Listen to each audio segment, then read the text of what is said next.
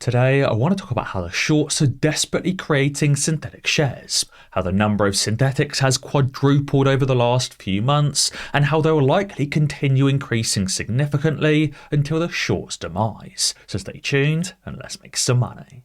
Over the last 2 days, we hit a 229% banger on VVPR in the Millionaire Mindset Trading Group, which I'll go over later in the video. But now I'll dive straight in with the key information. So, you can see from this screenshot the number of legally disclosed shorted shares is now at 46.2 million. A few months ago this number was just 15 or 16 million, and therefore you can see the number of shorted shares has increased significantly. Obviously in the background, while the number of legally disclosed shorted shares is skyrocketing, so is the number of synthetics. Yes, over the last few months, new shares have been issued and there's been dilution, but these shares have willingly been shorted over and above what was previously shorted. Over the last few months, the number of shorted shares has tripled and the number of synthetics has likely quadrupled since previous estimates of around 2 to 3 billion synthetics. Therefore, that number is now likely sitting at 10 billion plus synthetics, if not even higher.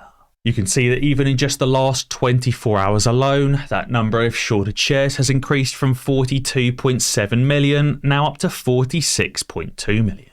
And that's why Stonks Batman has explained how this exponential growth of shorted shares in AMC is unsustainable. He says if the short interest continues going up at the same rate it has in the last 3 months, we could see an additional 90 million shares shorted by mid-December. And especially if that number continues increasing at the rate it has done in the last few days, that could be 414 million shares shorted legally. Therefore suggesting the number of synthetics could triple if not multiply by 10 over the next 8 months. You can see from this chart an additional 400 million shorted shares would be absolutely insane.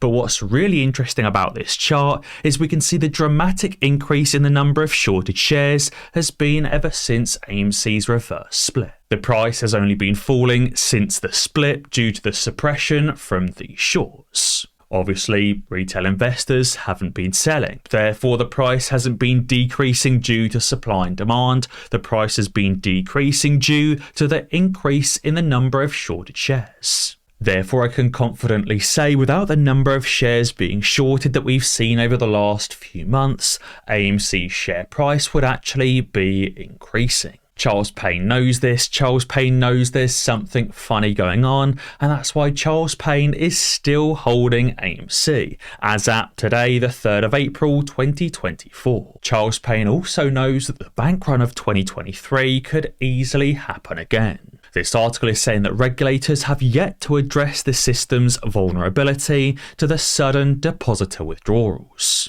So it says ever since the demise of Silicon Valley Bank back in March of 2023, regulators have been focused primarily on increasing loss-absorbing capital at the largest US financial institutions. They haven't been doing anything to the system's vulnerability to sudden depositor withdrawals, and they also haven't done anything to address the massive losses mounting in these banks. Due to the rising rates and the falling property markets, both commercial and residential, these banks are sat on massive unrealised losses for those loans that won't be repaid. And all the regulators are trying to do is trying to push these banks to offer out less loans and instead hold more loss-absorbing capital. This is likely because the regulators and the Fed know these banks are going to have some massive expenditures incoming and therefore need to hold on to as much cash as possible.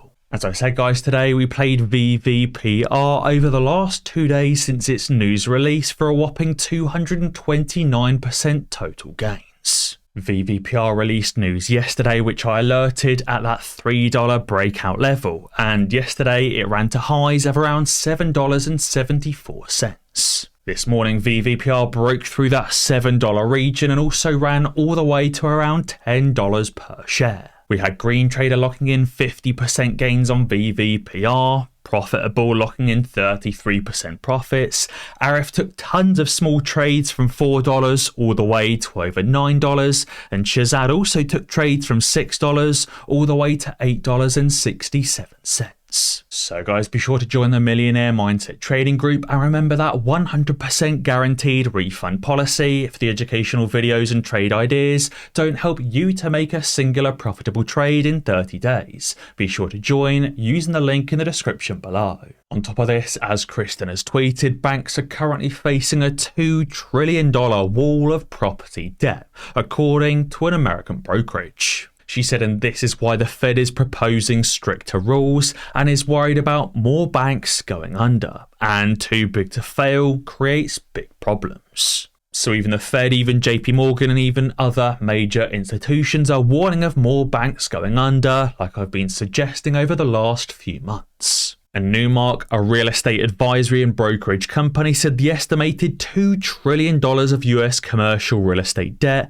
maturing between this year and 2026 would have to be refinanced at much higher interest rates. Not only that, but the properties these debts are secured upon aren't worth what they were a few years ago, and that's why many of these real estate companies out there are defaulting on these giant debts. And the Kabesi letter has also added saying currently there's roughly $6 trillion of commercial real estate debt in the US, and that banks hold a whopping $3 trillion of this outstanding debt, the remaining likely being held by pension funds, institutions, hedge funds and private equity funds. And saying this year around $1 trillion of this debt is set to be refinanced, and the rates on these loans are set to double or even triple since they were originally taken out. All while many of these projects are bankrupt or are cash flow negative or are worth significantly less than they were many years ago. Commercial real estate debt has been mounting significantly over the last decade,